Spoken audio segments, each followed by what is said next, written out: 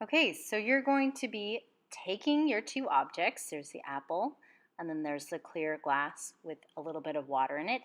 And we're going to be arranging those within your shoebox space. So your shoebox has a background and it has a foreground.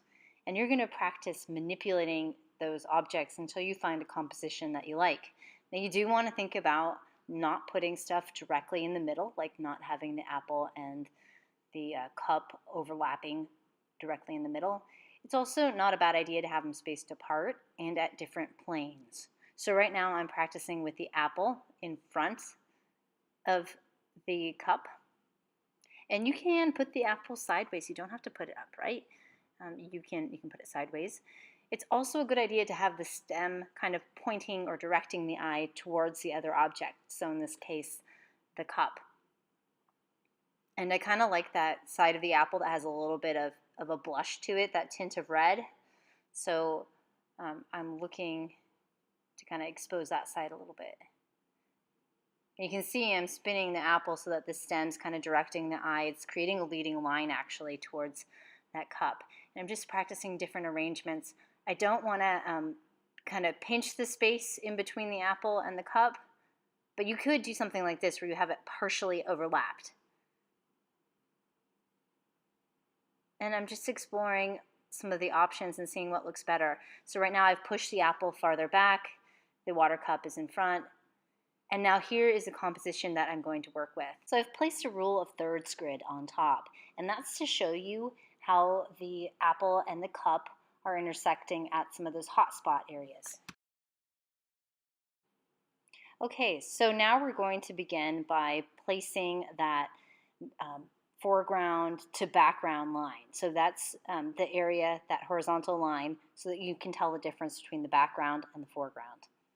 So here's the beginning of the apple shape, and we're drawing the apple pretty loose. So this is not perfect, but I'm getting the general sense or the gesture of the apple here.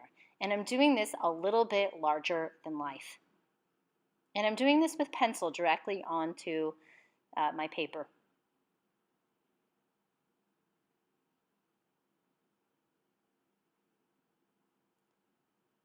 And you want to get the basics down.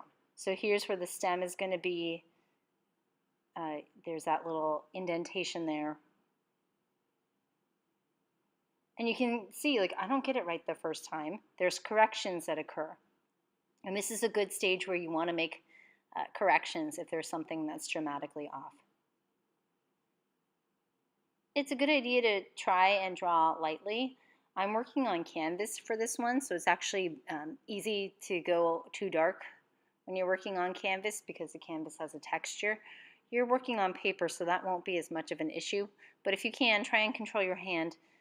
Use a light touch on your pencil.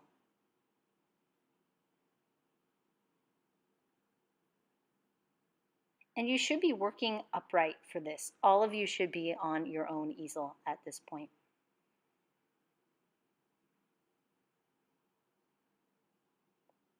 Working upright can be a little bit frustrating at first because you're not used to it. If you practice over time, it'll feel very natural. It's also going to help your drawings because you can see things without them being distorted. And it's easier for your eye to look from your object in front of you to an upright surface. Those circular ovals underneath, those are the shadows. So I've just gotten those in too. So I wanted to check the distance the cup is from the apple and where it's placed on the picture plane. So I've made a couple of marks there so that I know that the cup is above the apple. And I know that the bottom doesn't quite reach the bottom of the apple. And I am sighting for this. So I use the apple as a measurement. So I will check the distance, the height of the apple against the height of the cup. I'm also sighting angles here. So the apple is organic, which means not that the apple itself is, but it's an organic shape. It's an organic form. The cup is not organic, it's geometric, so it requires you to be a little bit more correct with your drawing.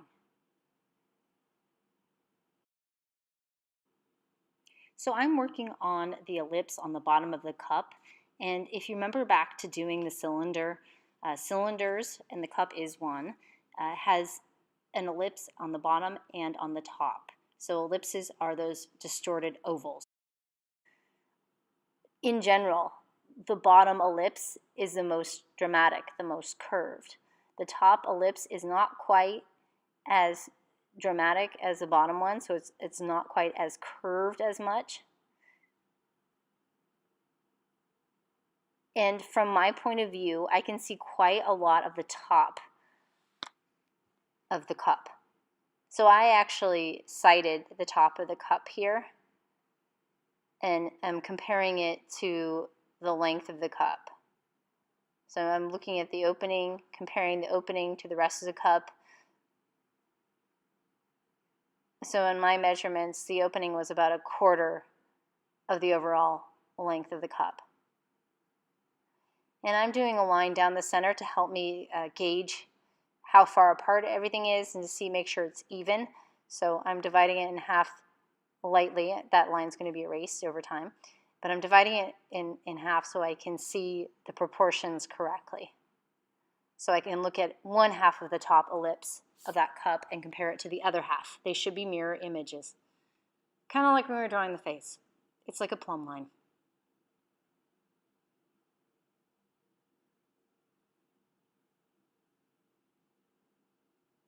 And it can help to kind of put that big plus sign in your ellipse. That will help to make sure you have the measurements correct too. And I noticed on the water cup, there's kind of a rim there on the top. So it's a double line. So you have to take that into account too. It's sticking out beyond the base of the cup. It's going wider at the top.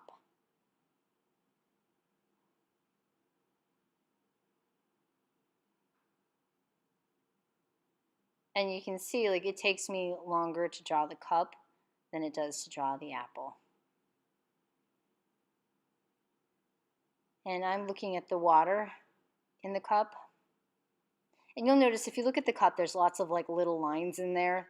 There's some indentations and stuff. You can simplify it. That's what I'm doing on mine. I'm not doing every single little groove on that cup. I'm simplifying it. Artists simplify things all the time. It actually can help your composition quite a bit. So here's the cast shadow on there. And I do this when I'm checking my objects. So I'm looking at that cup upside down to help me figure out what needs to be adjusted. And then I'll work off camera and tweak that cup a little bit more to get it to look right. So here's what I have so far.